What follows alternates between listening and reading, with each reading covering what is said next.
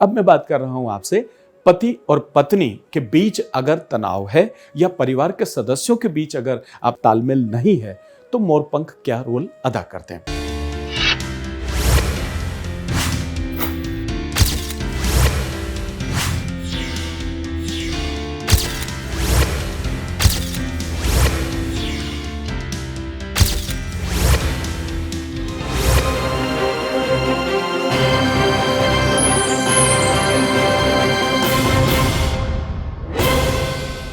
मेरे आदरणीय मित्रों, आप सबको मैं आत्मीय प्रणाम करता हूं और हमेशा की तरह एक बार फिर एक नए वीडियो के साथ। मैंने पिछली बार आपसे कहा था कि मैं अगली बार जब है वो पति पत्नी के ऊपर मोरपंख का क्या प्रभाव होता है और अगर उनके रिश्तों में किसी तरह की कोई खटावट है, कोई खटपट है, पति पत्नी के रिश्ते हो या परिवार के अंदर जो लोग रहते हैं उनके बीच में अगर कोई कलह है तो मोरपंख क्या रोल अदा कर सकता है या करता है, इस पर हम बात करेंगे। पहले वाले वीडियो में मैंने बच्चे स्टडी में अगर उनको कोई दिक्कत है तो मोरपंख कैसे वो उसका फ़ायदा उठा सकते हैं, इस तरीके से मैंने उस बारे में बात किया था। तो अगर आपने वो वीडियो नहीं देखा है तो आप प्लेलिस्ट में जा करके और मोरपंख का ये वीडियो विद्यार्थियों वाला ज़रूर देखें।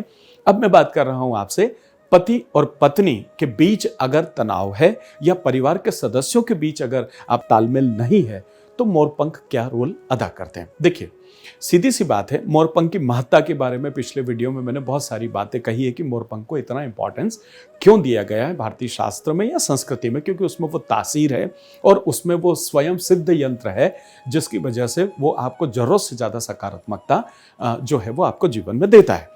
अब चूंकि सकारात्मकता अगर आती है वो किसी भी क्षेत्र से आती है तो वो आपके जीवन में ठंडी हवाएं लेकर के आती है। तो यहां हमें समझना यह है कि पति पत्नी के लिए मोरपंख को कैसे उपयोग करना चाहिए जिससे हमें ये तकलीफें कम हो। मेरे आदरणीय मित्रों, Vishwas Vaishnav, numerologist, vastu expert and true life coach आपसे मुखातिब हूं इस अद्भुत विषय के साथ। अभी तक अगर आपने चैनल सब्सक्राइब नहीं किया है तो आशीर्वाद दें, सब्सक्राइब करें और सब्सक्राइब करने के साथ साथ आप उसका बेल नोटिफिकेशन भी वो करें, साथ में शेयर भी कर दें अपने दोस्त मित्र यारों के साथ में।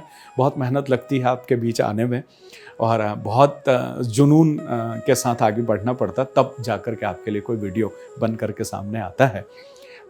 उस वजह से कि एक जुनून है कि कुछ अच्छा अगर आपको परोस सकता है और उसकी वजह से अगर आपके जीवन में कोई बदलाव आता है तो मुझे लगता है कि मेरा काम सफल हो गया। आइए मित्रों, वैसे ये विषय मुझे इतने अच्छे लगते हैं कि मैं चाहता हूं कि अधिकतर लोग आए, सीखें और इन चीज़ों को समझें और एक करियर के रूप में इन विषयों को सीखे जाने और एक प्रोफेशन बनाइए अपना, अगर परिवार को अतिरिक्त कुछ आप संपन्नता देना चाहते हैं तो। पूरे भारत देश में अलग अलग मेट्रोज में वर्कशॉप्स होते रहते हैं, सेवा का अवसर दें। आइए, फ़ोन नंबर स्क्रीन पर है, कॉल कीजिए, व्हाट्सएप कीजिए, कॉमेंट कीजिए और अगले वर्कशॉप्स की जानकारी लीजिए। आइए बात करते हैं पति पत्नी। देखिए, जब आप घर के अंदर मोरपंख एक बांसुरी के साथ जब आप लगा लेते हो ना, एक बांसुरी आपने लगा दी, उसके साथ एक मोरपंख लगा दी, इससे घर मंदिर जैसा हो जाता है, मंदिर जैसा घर का स्वभाव हो जाता है, मंदिर जैसी ऊर्जा जो है वो घर के अंदर महसूस होने लगती है। अब देखिए, घर में मंदिर जैसा स्वभाव या यूं कह लें कि एक ऐसा आध्यात्मिक, धार्मिक और मधुरता भरा एक घर का एनवायरनमेंट हो जाता है। मंदिर है तो वहाँ झगड़े नहीं हो सकते, मंदिर है वहाँ आप किसी को गाली नहीं दे पाओगे, मंदिर है वहाँ एक अलग श्रद्धा के साथ आप जाते हो ना, बस वैसा ही घर में होने लगता है। मधुरता आ जाती है और मधुरता आती है तो फिर वो रिश्तों में भी अपने आप मधुरता लेकर के आती है और घर में जो कलेश हो रहा है उसमें कहीं ना कहीं आपको राहत मिलती है। अब आपको लग रहा होगा कि ऐसा कोई होता है क्या, तो मेरा निवेदन करके देखिए। अब ऐसा नहीं है कि आपने आज बांसुरी और मोरपंख लाए लगा दिया और आपने देखा कि देखता हूँ आज कौन लड़ रहा है मुझसे, ऐसा नहीं है। आप लगा के भूल जाइए, आप देखिए, थोड़े समय के बाद आपको ये एहसास होगा कि यार मुझे घर में अच्छा लग रहा है। घर में कोई दूसरा आता है तो ये कहते हुए पाया जाएगा कि मुझे यहाँ बैठ के अच्छा लगा। देखिए, घर में बहुत बड़ा बंगला बना लेने के बाद भी उस घर में अंदर जाकर के आपको कई बार आप ऐसा नहीं कहते हो, अलग अलग क्षेत्रों में अलग अलग शब्द होते हैं कि मुझे बड़ा सुनसान सा लगा, तो मुझे बड़ा अजीब सा लगा, तो मुझे बड़ा भक्त सा लगा, तो मुझे जरा सा भी बहुत अच्छी फीलिंग नहीं आई। ये सब आप ऋणात्मक ऊर्जा को व्याख्या कर रहे हो आप कुल मिला करके। वहीं आप एक बहुत छोटी सी झोपड़ी में जाते हो और आप बैठते हो, आपको बड़ा अच्छा लगता है, ये जस्ट बिकॉज ऑफ कि वहाँ की ऊर्जा पॉजिटिव है, वहाँ अंदर सब कुछ अच्छा हो रहा है, इस वजह से ऐसा है। तो यही चीज मैं आपको समझाने का प्रयास कर रहा हूं कि किसी कारण से अगर आपके घर की ऊर्जा ऋणात्मक है, जिसके बारे में आप एहसास नहीं कर पा रहे और उसकी वजह से आपके रिश्ते आपस में जो है सब लोगों के बीच मतभेद हो रहे हैं, तो फिर आपको एक बांसुरी और उसके साथ एक मोरपंख का जो है वो सहारा लेकर के उसको घर में लगाना चाहिए। ठीक है, चलिए नंबर 2, पति और पत्नी के बीच अगर आपस में तनाव हो रहा है, आपस में कहासुनी हो रही है या रोज भिड़ंत हो जाती है जिसकी वजह से आपका मूड खराब रहता है, चिड़चिड़े हो जाते हैं और काम पर जाते हैं तो बिल्कुल मजा नहीं आता है। ये बड़ी आम समस्या है। कुछ लोग कह देते हैं, कुछ लोग नहीं कह पाते हैं और कुछ लोग इतने जोर से झगड़ते हैं कि बोलने की जरूरत नहीं पड़ती, मोहल्ले को अपने आप पता लग जाता है कि आप रोज भिड़ते हो। ठीक है ना, लेकिन गुस्सा इतना तीव्र होता है कि आपको लोक लाज की चिंता ही नहीं होती है। आप रुद्र स्वर लड़ते हैं और अड़ोसी पड़ोसी और घर में माँ बाप भी समझ जाते हैं, थोड़ी देर बाद आप अभी चुप हो जाओगे और अपने अपने रास्ते चले जाओगे। पर क्या ये जीना है? क्या ये जिंदगी है? क्या परमपिता परमेश्वर ने इसलिए भेजा है? क्या एक परिवार का निर्माण इसलिए किया है? अर्धांगिनी है, अर्धनारीश्वर है, पति और पत्नी का रिश्ता इस दुनिया का सर्वश्रेष्ठ रिश्ता है। आपको ये बात समझ लेना चाहिए। और इस रिश्ते को निभाने के लिए ताकत लगती है, योग्यता लगती है, गुणवत्ता लगती है, जरूरत से ज़्यादा सहन शक्ति, पैशंस लगता है, तब आप इस पवित्र रिश्ते को निभा पाते हो। तो आप अगर ऐसा आपके घर में है तो आपके बेडरूम में आपको 2 मोरपंख जो है वो आपको लगाना चाहिए। आप सोते हैं सिर के ऊपर, आप चाहे तो लगा लें, उस दीवार के ऊपर आप 2 मोरपंख लगा लीजिए। पूर्व दिशा में लगाते हैं, अच्छी बात है, लगा लीजिए और आराम से सोइए। देखिए अब थोड़े दिनों के बाद आपको ये महसूस होगा कि हमारे बीच में तकरार का स्तर कम हो गया है या तकरार धीरे धीरे बंद हो गई है। छोटी मोटी नोकझोंक, वो पति पत्नी का रिश्ता ही नहीं है कि जहाँ छोटी मोटी नोकझोंक ना हो, लेकिन अगर वो मोटे तौर पे हो रही थी और आप उसमें थोड़ा रिलैक्स महसूस कर रहे हैं तो मुझे लगता है कि मेरा काम पूरा हो जाता है। तीसरी चीज़ की अगर मैं बात करूं कि देखिए आपका जो लिविंग रूम होता है, डाइनिंग रूम, ड्राइंग रूम जिसे आप कहते हैं, वहाँ पर अगर आप मोरपंख का गुच्छा लगा लेते हैं जिसमें जितने भी लोग आपके घर में आ रहे हैं जा रहे हैं, आ रहे हैं जा रहे हैं, उनको वो मोरपंख नजर आना चाहिए।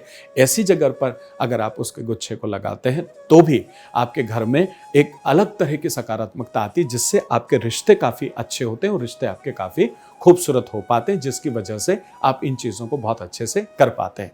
सो अब हमें इस बात को समझना है और इसका एहसास करना है कि बस करके देखना है। अब एक चीज आपके मन में आ सकती है, मोरपंख एक यहां पर मैं निवेदन कर दूं, आज के जमाने में ऐसा कैसे हो सकता होगा? तो ऐसा इसलिए हो सकता होगा कि आप प्रयास करेंगे तो हो जाए। देखिए बाजार में नकली मोरपंख हैं, प्लास्टिक के बने हुए आते, पता ही नहीं पड़ता है। तो मोरपंख जो मोर के द्वारा खुद गिराए जाते हैं, वो मोरपंख अगर जंगल से या किसी गार्डन पे या जहाँ बहुत हरियाली हो, जहाँ मोर रहते हैं, वहाँ पर कोई गिरा हुआ मोरपंख मिल जाए, उसका प्रभाव बहुत होता है और वही सही मायने में आपको लगाना चाहिए। तो थोड़ा सा मोरपंख को लाने में प्रयास कीजिए कि आपके पास ओरिजिनल जेन्युइन मोरपंख है जो मोर के द्वारा गिराया हुआ। एक चीज। दूसरा, मोरपंख किस दिन घर में लाना चाहिए? देखिए प्रभु श्री कृष्ण को अर्पित करें, 1 दिन 2 दिन उनके चरणों में रखा रहने दें और उसके बाद फिर घर लेकर के आते हैं तो उस मोरपंख की महत्ता थोड़ी सी बढ़ जाती है। ठीक है ना। देखिए मोरपंख जैसा आप जानते हैं, कृष्ण भगवान की माता जी ने बचपन से मोरपंख कृष्ण भगवान को लगाया था, क्योंकि कृष्ण भगवान के पास काल सर्प दोष से वो पीड़ित थे, तो माँ बचपन से उनको लगाया करती थी। मतलब उस जमाने में भी मोरपंख की सकारात्मकता और इस यंत्र का उपयोग किया जाता है। यही कारण था कि कृष्ण भगवान जीवन भर मोरपंख को सिर पर लगाते थे या साथ में रखते थे। ठीक है, अब बात आ जाती है कि मुझे किस दिन मोरपंख लाना चाहिए। तो देखिए जन्माष्टमी के दिन आप ला सकते हैं, एकादशी के दिन आप ला सकते हैं, गणेश चतुर्थी के दिन ला सकते हैं, जो भी पवित्र दिन है, अगर उन दिन घर में मोरपंख आप लेकर के आते हैं और ईश्वर के चरणों में रख के फिर लेके आते हैं तो उन मोरपंख की ताकत और उनकी सकारात्मकता और ज्यादा प्रभावपूर्ण हो जाती है। एक और चीज जाते जाते आपसे कह दूं, देखिए मोरपंख को काफी लोग अपनी माला को सिद्ध करने के लिए भी इसका उपयोग करते हैं, क्योंकि ये तंत्र जो आप मालाएं करते हैं ना, या कोई तंत्र मंत्र की सिद्धि आप कर रहे हैं, तो जिस माला से आप कर रहे हैं उस माला को अगर मोरपंख के साथ आप रखते हैं तो वो सिद्धि ज्यादा सात्विक होती है और आपके वो सिद्धि बड़ी सकारात्मकता के साथ आती है और जल्दी आपके पास में आती है। इसलिए मोरपंख का उपयोग आपने अपने जीवन में करना चाहिए। जिन पति पत्नियों के बीच ज़्यादा झगड़े होते हैं तो वो अपने साथ रखना शुरू करें, पर्स में भी रखें, साथ में भी रखें, उससे भी उनको इसका प्रभाव मिलेगा। चलिए मिलता हूँ अगले नंबर 3 वाले वीडियो में। मैं अगली बार आऊँगा, उसमें मोर पंख से उसमें मैं आपको ये बताने का प्रयास कर रहा हूँगा कि मोरपंख क्या वाकई घर में पैसे के आगमन को भी प्रभावित करता है? क्या तिजोरी में भी मोरपंख की वजह से कुछ चीज़ आपको हासिल हो सकती है? तो अगला वीडियो इंतजार कीजिए, मैं आऊँगा कि धन संपदा और मोरपंख का आपस में क्या संबंध है। आज के लिए इतना ही। अपने प्यार और आशीर्वाद बस इसी तरह से बनाए रखें। एक बार फिर आप सभी को अपने प्यार आशीर्वाद के लिए आत्मीय प्रणाम। मिलते हैं बहुत जल्दी।